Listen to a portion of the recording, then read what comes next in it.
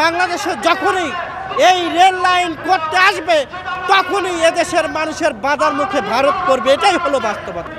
পৃথিবীতে যদি কোনো নোবেল পুরস্কার থাকতো মিথ্যার উপরে, তাহলে সেই মিথ্যার নোবেল আজকে যিনি প্রধানমন্ত্রী শেখ হাসিনা তিনি পেতেন। সেই রাসেল ভাইপারসের নামে জনগণকে তিনি ব্যস্ত রেখে ভারতে যে দেশ বিরোধী তিনি চুক্তি করেছেন, পদ্মা সেতুতে যখন আমি পার হব তখন আমি টাকা দেবো, আর ভারতের দাদাবাবুরা যখন পার হবে তখন টাকা দেবে না, তা হতে পারে না।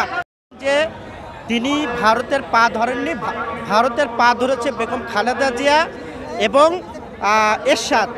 আপনি জানেন যে বিশ্বের সবচেয়ে স্বৈরাচারী বেহায়া মরহুম এরশাদ সাহেব এবং বর্তমান সারা পৃথিবীর লেডি হিটলার হলো আজকে যিনি শাসক দলের প্রধান তিনি।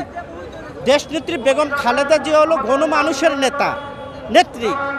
দেশনেত্রী বেগম খালেদা জিয়া দেশের কখনো দেশ বিরোধী কাজ করেন নাই, সেটা পত্র পত্রিকায় মিডিয়াতে আছেন।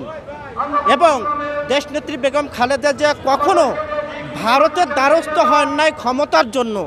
দেশনেত্রী বেগম খালেদা জিয়া সবসময় দেশের মানুষের জনগণকে বিশ্বাস করে এবং জনগণের ভোটে নির্বাচিত হয়ে তিনি ক্ষমতায় এসেছিলেন।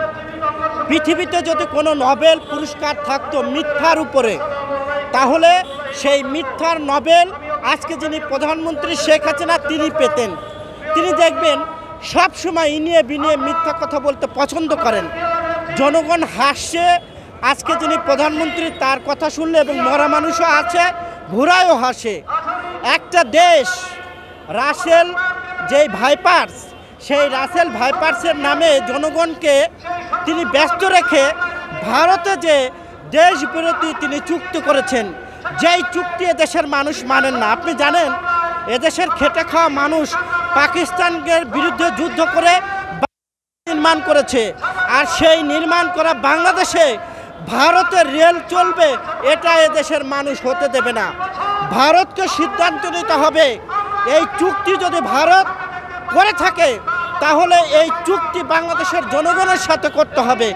কোনো দল বা দলের প্রধানকে রাষ্ট্রীয় ক্ষমতায় রাখার জন্য যদি কোনো চুক্তি হয়, এদেশের গণতান্ত্রিক মানুষ এই চুক্তি রুখে দেবে।